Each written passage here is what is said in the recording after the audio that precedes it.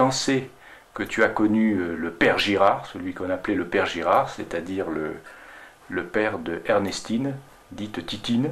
Oui. Et à quelle époque? Et comment il était cet homme? Alors disons d'abord à quelle époque? Moi je l'ai toujours connu en fait, depuis ma naissance, si je peux dire.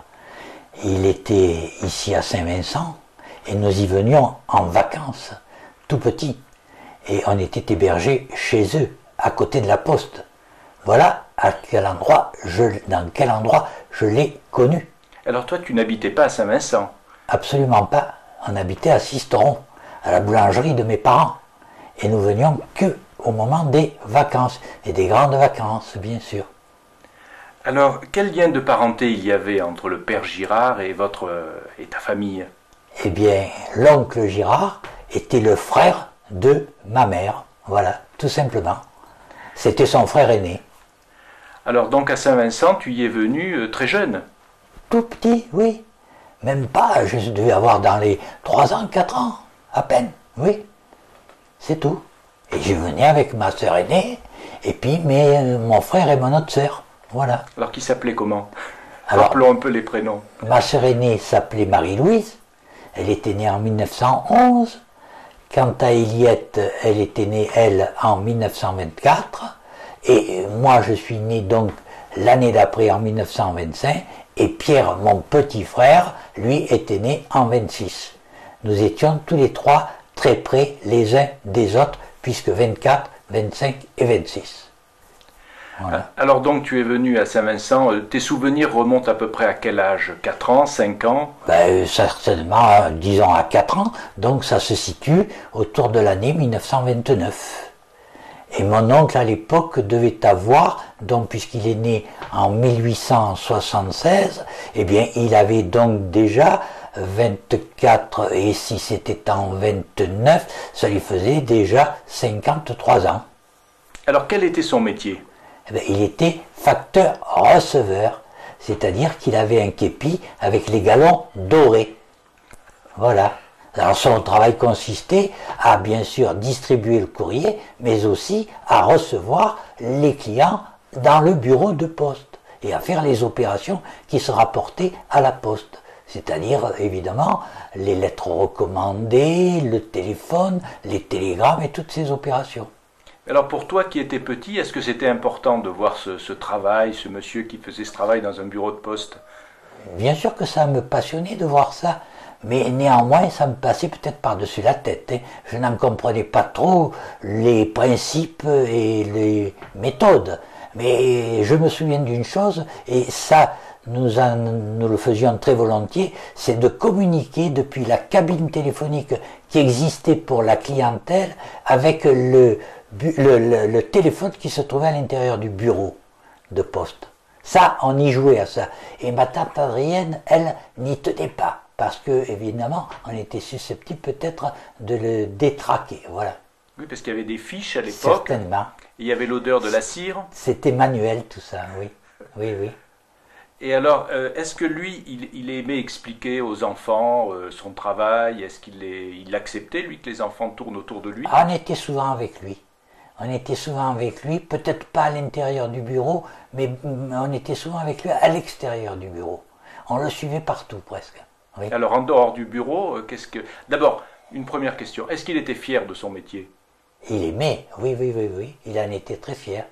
Surtout quand il faisait sa tournée dans l'après-midi dans le village. Il passait chez les uns et chez les autres, il parlait avec les uns et les autres, et c'était certainement un très bon moment pour lui. Ça.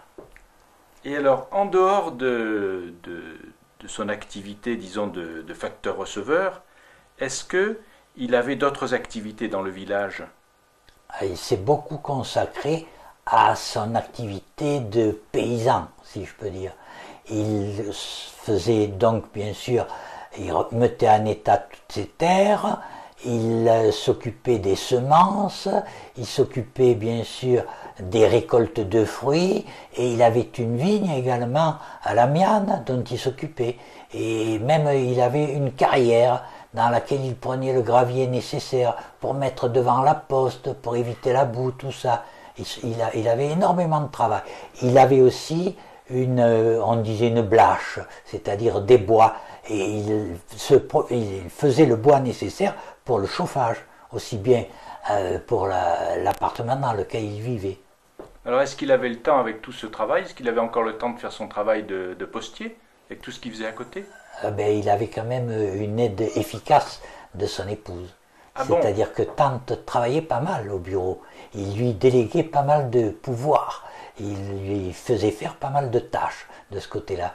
Et c'est elle qui était en fait présente souvent pour recevoir la clientèle, pour recevoir les gens, les usagers, comme on pourrait dire. Alors elle n'était pas rémunérée par la poste, c'était simplement elle aidait son mari. Exactement. C'est parce que ça compensait un petit peu le temps que lui, évidemment, consacrait à l'extérieur pour toutes ses activités agricoles. Alors, dans les activités agricoles, est-ce que tu as pu le suivre dans ses activités agricoles? Ah oui, souvent, puisque je me souviens quand il fauchait. Et son foin, il le mettait en... Je ne sais plus comment on peut appeler, c'était un gerbier, je crois. C'est sa façon de le stocker sur place. Et après, il le vendait ensuite. Mais il en mettait aussi dans une grange qu'il avait au-dessus dans la maison. Et on y avait accès par le chemin qui montait de la route derrière les bouchers par là. Et il le montait avec je crois que ça s'appelait des bourrasques. Et c'était des toiles dans lesquelles on mettait le foin et on le portait sur les épaules. Et il avait pour ça un charreton aussi, pour l'amener depuis le champ jusqu'à cet endroit, au pied des escaliers là. Alors est-ce qu'il se faisait aider beaucoup ou est-ce qu'il travaillait beaucoup seul? Oh, j'ai pas vu de gens qui l'aident. Il faisait tout par lui-même. Toutes ses activités, il les faisait tout seul. Oui, oui. Je me souviens une fois ce que je lui ai vu faire, et c'est peut-être le seul à qui je l'ai vu faire ça, c'était greffer. Il avait greffé un arbre, je me souviens. Et il avait fait avec beaucoup de minutie. Il avait un canif, un couteau, et je me souviens qu'il avait attaché son greffon, et il y avait mis une sorte d'enduit, une sorte de résine, je ne sais plus quoi, c'était pour l'isoler là un petit peu. Je me souviens de ça, une fois. C'est le seul à qui j'ai vu faire ce travail de greffe. Voilà. Et alors après, tu l'as connu quand il était à la retraite aussi? Je l'ai connu à la retraite, et là, à ce moment-là, il avait bien sûr abandonné totalement son bureau de poste, et c'était avant-guerre, ça. Ça devait être en 1938 que ça a dû se passer, parce que si on remonte de 1876 jusqu'à 1900, ça faisait 24 ans, et si on ajoute 38, on doit trouver 62 ans. Il a dû prendre sa retraite, à l'époque il devait avoir 62 ans, en 38, avant la guerre, parce qu'il avait été remobilisé en fait, ou réaffecté à son bureau au moment de la guerre de 39, là, quand elle a été déclarée le 3 septembre 39. Et c'est un facteur qui avait pris sa suite, un facteur receveur, qui s'appelait M. Ferraud, et je me souviens, dans le bureau de poste, le successeur avait tout réorganisé à sa façon, et quand lui avait repris possession de ce bureau de poste, il avait modifié tout ce qu'il avait retrouvé là, ça ne lui convenait pas, c'était pas à sa convenance, et il avait enlevé les encriers d'où ils étaient pour les replacer à l'endroit où lui avait l'habitude de les mettre. Oui. Qu'est-ce qu'il pensait de la guerre qui arrivait? Il t'en a parlé à l'époque? Je me souviens qu'il avait des discussions, souvent, avec des estivants qui venaient là, et il y avait un monsieur qui était dans la marine marchande, et avec lequel il avait de longues conversations. Son nom m'échappe, ces gens-là venaient à l'hôtel chez M. Givaudan, et ils y passaient de longues vacances, certainement pendant les 2 mois de juillet et du mois d'août. Et souvent il avait de longues conversations, et ça portait sur la politique. Mais qu'est-ce qu'il se disait exactement? Je ne l'ai plus très bien en mémoire, je n'ai plus très bien les paroles, mais je sais qu'il avait quand même... On voyait qu'il avait l'habitude de lire son journal et d'y puiser tout un tas d'informations qu'il pouvait après, il s'en servait, il les utilisait pour la conversation qu'il pouvait avoir avec ce monsieur. Il écoutait la radio aussi, je crois. Ah oui, ils avaient une radio qu'ils avaient achetée chez M. Sorzana. C'était l'électricien qui vendait ça, ils étaient dans la rue droite à Sisteron. Et du reste, dans la maison qu'ils ont occupée après, pendant la retraite, là, c'était M. Sorzana qui était venu pour refaire l'installation électrique. Parce qu'ils étaient deux frères, ces Sorzana. Il y en avait un qui tenait le magasin, la boutique dans la rue droite, et qui vendait bien sûr les matériels électriques, tout ça, et puis les postes de radio à l'époque, et l'autre qui faisait les installations à l'extérieur. Il avait la voiture, il se déplaçait, et il venait installer, faire les travaux. Hein. Et alors je crois que c'est ce monsieur Sorzana, j'en suis même presque sûr, qui avait fait l'installation, la remise en état ici, à Saint-Vincent. Alors dans cette maison, là, après tu l'as connu au bureau de poste, et ensuite quand il était à la retraite, tu l'as connu dans la maison. Oui, parce que cette maison, elle n'a jamais été fermée, en fait, parce qu'elle servait, parce que ne serait-ce que par exemple pour faire son vin, la cave de cette maison où ils étaient à la retraite a toujours servi pour faire le vin. C'était dans cette cave où il y avait les tonneaux, où on stockait, où on préparait le vin. Voilà. Mais où c'est qu'il avait ses vignes? Eh bien, c'était à l'Amiens. À l'Amiens, la vigne, elle partait de la route et elle allait vers le Jabron. C'est-à-dire qu'elle était exposée dans un... il y avait une dénivellation, si on peut dire. Est-ce qu'elle était bien exposée au soleil? Je pense peut-être qu'elle était orientée vraiment vers le soleil, certainement. Mais la vigne était là. Alors il continuait à faire son vin là dans la cave, et après ils sont venus s'installer dans cette maison, une fois à la retraite. Alors là, tu venais dans cette maison. Voilà. Est-ce que tu l'y as couché? Est-ce que tu j'y ai couché, oui. J'y ai couché parce que je venais quelquefois le samedi soir. Quand ils étaient seuls surtout, ma mère me disait toujours, tiens, tu devrais partir et aller les voir, un petit peu leur tenir compagnie. Et je partais avec mon vélo et mon sac tyrolien, et je venais passer la soirée avec eux, et le lendemain du dimanche. Et à ce moment-là, eh bien, je m'occupais avec eux, j'allais avec mon oncle, et lui, il aimait surtout faire aussi sa partie de boules le dimanche. Et il jouait à la longue, c'est-à-dire, ça représentait une distance entre plus de, je crois que c'est 6 à 21 mètres, la distance qui est tolérée à la longue. Et il jouait sur la route, à ce moment-là, sur la route départementale, puisque maintenant c'est une départementale. Et j'étais fier quand il mettait de bons points, parce qu'il n'était pas tireur, il était pointeur, lui. Et souvent ça lui arrivait de mettre de bons points. Et ils avaient comme tireur M. Jourdan. Lui, c'était sa fonction de tireur. Et alors, tu venais leur tenir compagnie, mais les enfants n'étaient pas là alors? Ah non, j'étais en tête-à-tête presque avec eux. Et ma tante, qui était prévenue, certainement, ou elle savait que j'allais venir, et elle faisait une cuisine appropriée. Et souvent, j'avais droit au civet de lapin, le dimanche matin, pour le repas de midi. Oui. Et c'était une cuisine qui était toujours très bien préparée parce qu'elle était excellente cuisinière, et elle le faisait avec beaucoup de soin, et elle y mettait beaucoup de temps, et c'est pour ça que c'était excellent après. Et alors qu'est-ce qu'ils disaient de leurs enfants qui n'étaient pas là? Ils étaient tous partis, peut-être oui, bien sûr, mariés? Puisqu'ils étaient en Tunisie. Il y avait la fille aînée, Paul, qui était en Tunisie avec leur gendre, qui était Albert. Hein, et puis leur fille, Marguerite. Hein, et puis ma cousine Titine, qui était allée là-bas aussi également. Quand elle avait eu passé son brevet élémentaire, elle n'avait pas terminé ses études à Sisteron, mais elle était allée là-bas à Tunis. Et donc elle était avec eux. Et quant à mon cousin Louis, lui il était à Croix-Sainte à ce moment-là, enseignant.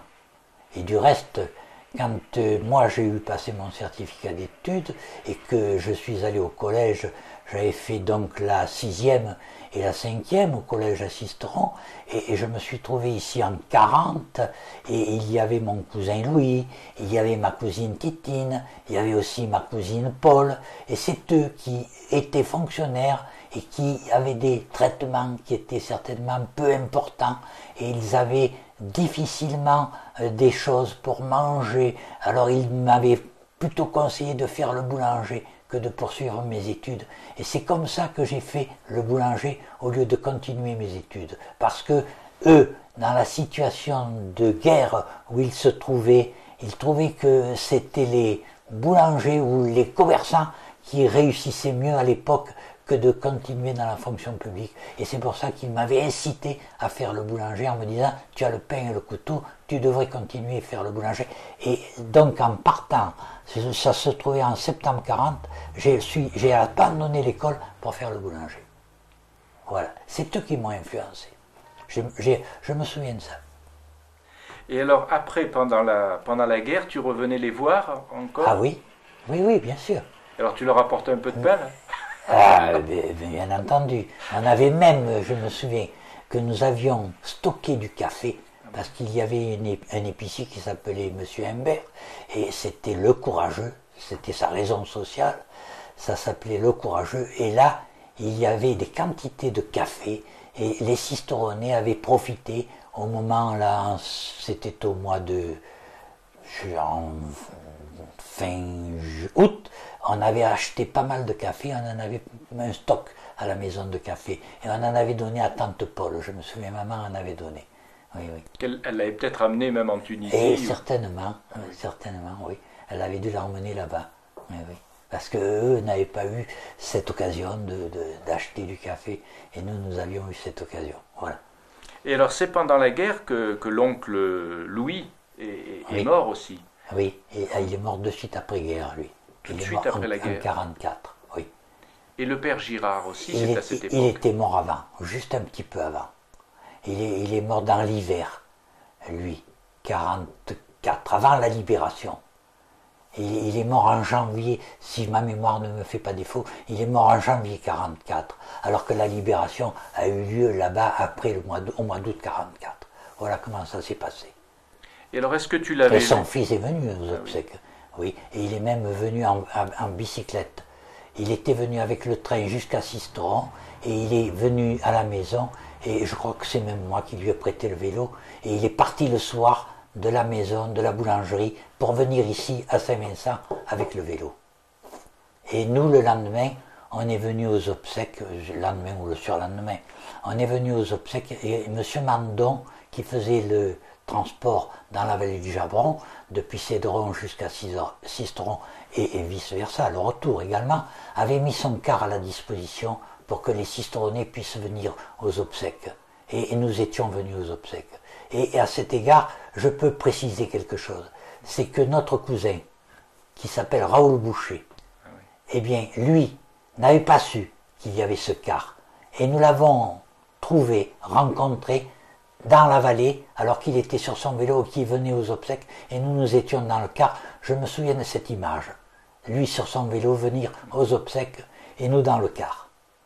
Alors ça a été une mort brutale, je crois. Oui, oui, c'était une mort, et il a eu vraisemblablement un infarctus du myocarde à ce moment-là.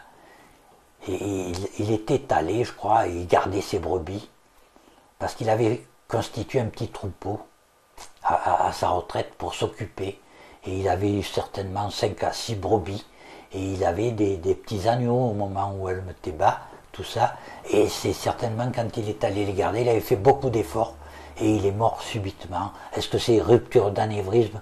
Je ne sais plus très bien, on ne l'avait peut-être pas très bien expliqué à l'époque, mais je sais que je suis venu avec maman, quand nous l'avons appris, et du reste il n'y avait pas de moyens de transport, et on était allé trouver les Gabert, qui avaient une camionnette à gazogène, et nous sommes venus avec Marius Gabert, qui nous a amenés avec maman, et maman est restée. Nous, bien sûr, j'avais vu mon oncle, il était couché dans sa chambre, là, avec tante Adrienne, tout ça, qui était à ses côtés, et nous sommes après restés un moment là avec eux, et maman est restée, et moi je suis reparti avec Marius Gabert.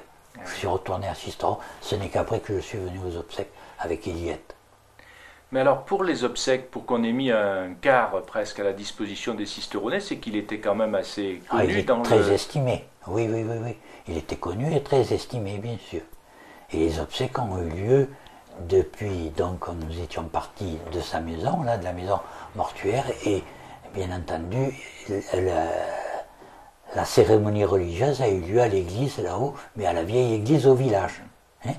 Et ensuite, nous sommes venus au cimetière. Oui. Tout ça, et avec beaucoup de monde. Et je me souviens, mon cousin était là, Louis était là. Oui. Et alors lui, donc peu de temps après, il a été aussi tué à Oui, la Libération. à la Libération, oui. Et alors, ma grand-mère, je crois qu'elle a été très affectée par tous ces décès. Très affecté. C'est ce qui certainement l'a touché énormément et a contribué bien sûr à la diminuer physiquement et psychologiquement. Énormément, ça l'avait touché, ça l'avait affecté. Oui. Alors toi, est-ce que tu es revenu après les... C'était un chagrin oui. pour elle, oui. Et tu es revenu après la voir ici Ah oui, oui, nous ne l'avions pas abandonné, nous venions. Je ne sais plus très précis après tout ça, comment est-ce que bien sûr Titi ne l'a peut-être pas laissée, elle l'avait prise avec elle, hein, certainement, et alors ce qui fait que... Oui, parce qu'après elle est allée en Tunisie. Oui. Et alors là c'est moins bien précis tout ça. Et alors, tu me disais aussi que s'il avait son troupeau de chèvres, tout ça, c'est parce qu'il aimait bien le fromage de chèvre aussi. Oui, c'était ma tante qui faisait les fameuses tomes. Elle savait très bien les préparer. Et lui, dans son repas du soir surtout, en avait toujours une. Et il a partagé. Il a mangé une partie avant son potage, tout ça, l'essentiel de son repas. Et il terminait le repas avec la deuxième partie. Voilà. C'était presque une coutume, c'était dans ses usages. Et est-ce qu'il t'en faisait boire aussi du lait de chèvre? Ah oui, souvent, parce que nous trouvions un changement par rapport au lait de vache que nous avions l'habitude de prendre le matin à notre petit déjeuner à Sisteron. Et ici, il fallait une période d'adaptation. Eh bien, on s'y faisait. C'était des choses auxquelles il fallait s'habituer. Eh bien, nous le faisions. Et puis quand on est jeune, on s'habitue facilement. Hein. Moi, je ne m'y suis jamais habitué. Oui, ben... c'est peut-être une allergie. Hein. Mais alors, est-ce qu'il avait des habitudes de vie, par exemple, alimentaires? Est-ce qu'il mangeait beaucoup? Est-ce qu'il était assez réglé, comme un fonctionnaire? Oh, j'ai pas un souvenir très précis à ce sujet. Mais il avait certainement un appétit solide parce qu'il se dépensait énormément dans la journée. Il commençait ses journées très tôt, puisqu'il allait dans son jardin, ou il allait dans son champ, ou il allait à la vigne pour préparer ses travaux, tout ça, et après il revenait à la poste à l'heure dite, et il continuait même des travaux, surtout au moment où les journées étaient très longues, tout ça, et par conséquent il fallait bien sûr qu'il ait une nourriture un petit peu conséquente pour pouvoir faire face à tout ça. Alors on dit que dans la maison c'était donc ma grand-mère, ta tante, qui dirigeait un peu les opérations, c'est vrai? Certainement, oui, parce que c'était une femme de tête et qui savait s'organiser. Oui, c'est certainement ça. Lui exécutait, mais il y avait une harmonie totale, je crois. Il y avait une entente parfaite quand même. Hein. Chacun avait son rôle, assumait ses fonctions, mais c'était, je crois, avec une compréhension de part et d'autre qui était parfaite. Alors toi, tu dis que tu lui ressembles un petit peu Physiquement, énormément, je lui ressemble. Et puis surtout que je crois, c'est un point fort qu'avait ma mère, et lui également, nous avions une très bonne mémoire, et il se souvenait de beaucoup de choses, et il nous en parlait. Oui. Et moi, surtout ce qui m'a marqué également, et avec mon frère, c'est parce que il avait une façon d'éclairer les allumettes. Il y avait des allumettes avec le bout rouge là, et il avait une façon de frotter l'allumette sur son pantalon, et il éclairait l'allumette en la frottant sur le pantalon. Et ça, pour nous, c'était de la magie, un mystère. On ne comprenait pas, ou alors ma tante nous avait dit, mais c'est parce qu'il a le galon rouge, et c'est ce qui lui permet d'éclairer les allumettes. Voilà. Mais alors, il fumait pour ses allumettes ou c'était uniquement pour... Je ne l'ai jamais vu fumer, personnellement. Je ne l'ai jamais vu fumer, et c'est ce que j'admirais chez lui. Je trouvais qu'il c'était un homme sain, un homme très hygiénique de ce côté-là, mais je ne l'ai jamais vu fumer. Paraît-il qu'il a fumé dans le temps, mais c'est ce que l'on m'a dit, mais moi je ne l'ai jamais vu.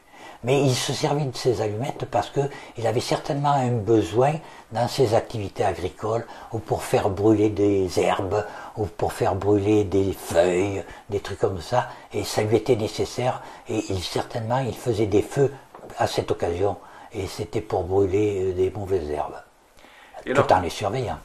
Quels étaient ses rapports avec les gens du village? Il était en bon rapport c'est l'impression que j'en garde. Il a toujours été en excellent rapport. Je ne pense pas qu'il ait eu de mauvais rapports ou des occasions où il ait eu à se montrer, à se mettre en colère ou quoi que ce soit. Je n'ai pas souvenance de l'avoir vu en colère ou élever la voix. Jamais. C'était pas son genre du tout. Non. Alors il paraît qu'il était un peu trop bon, que ma grand-mère le trouvait un peu trop bon. Très généreux, très bon. C'est certainement possible, oui. Oui, oui. Mais je vois pas. J'ai pas eu l'occasion de le voir donner, de le voir peut-être des légumes quand il revenait peut-être de Buissailles et qu'il ait l'occasion peut-être de donner aux uns aux autres, mais autrement non, je ne sais pas ce qu'elle voulait dire par là exactement. Et quand il jouait à la pétanque, là, enfin non pas à la pétanque, à la longue. Moi je ne l'ai jamais vu jouer à la pétanque. À la longue il était bon joueur? Il a été bon joueur, oui, oui. Et moi je me suis servi de ses boules, du reste. Oui, je me souviens, et dans la maison... Des boules cloutées? Non, c'était déjà des boules intégrales, on appelait ça des intégrales. Elles étaient jaunes, ces boules. Et je me souviens, on les prenait dans un tiroir, qui était un tiroir d'une commode qu'on trouvait au rez-de-chaussée quand on rentrait, dans la maison de retraite déjà, où ils étaient en retraite. On les trouvait là, et on jouait dans l'espace qu'il y a à côté de la maison, là. On jouait là. Alors que j'avais appris à jouer aux boules, quand on était là-bas à côté de la poste, on jouait en prenant les boules chez Givaudan. Et on jouait devant chez Estelon, là, le long du trottoir. J'ai appris à jouer aux boules là. C'était là que je jouais, avec mon frère. Et certainement d'autres copains. Là. Et quand il perdait volontiers ou il était mauvais joueur? Je ne l'ai pas en mémoire, ça exactement. Mais je pense qu'il acceptait la défaite, certainement. Mais je n'ai pas souvenance de ça.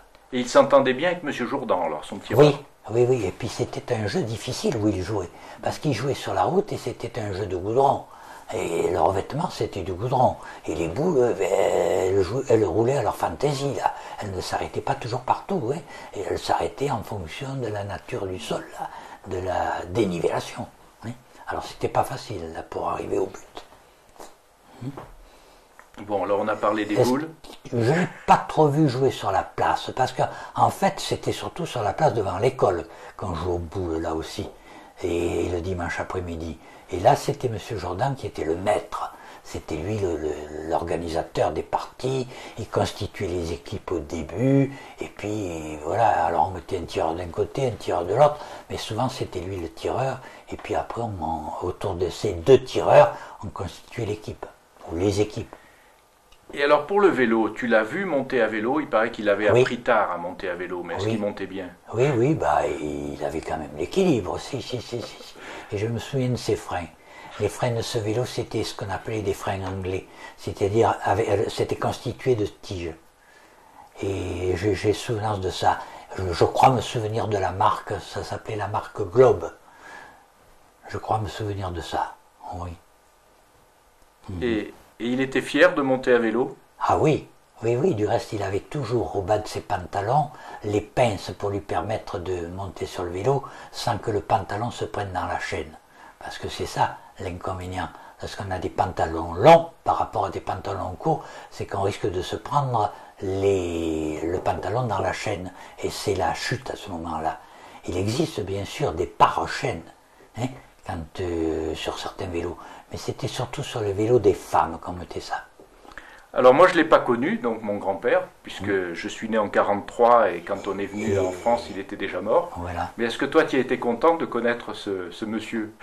Ah, j'en suis resté toujours très fier. Toujours très fier de mon oncle et de ma tante. Je ne peux pas les dissocier. Oui. Nous étions, que ce soit ma soeur, mes sœurs et puis mon frère, nous étions très très fiers de notre oncle et de notre tante. Oui. Nous en gardons un souvenir immense. Oui.